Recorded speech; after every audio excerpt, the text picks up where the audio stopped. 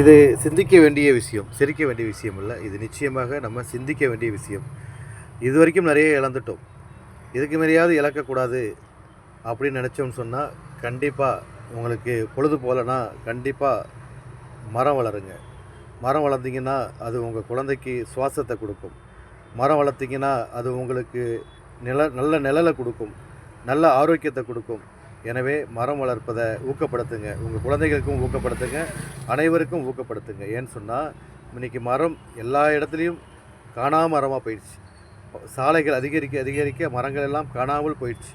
இதுக்கு மேலேயாவது மரம் வைக்கிறதுக்கு நம்ம குழந்தைகளுக்கு கற்றுக் கொடுங்க. மரம் வைக்கிறவங்கள ஊக்கப்படுத்துங்க. மரம் வைக்கிறவங்களுக்கு ஆதரவு கொடுங்க.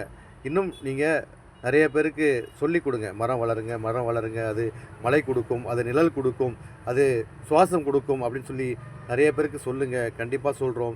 இது கண்டிப்பாக மரம் ஒரு நமக்கு பயனுள்ளது.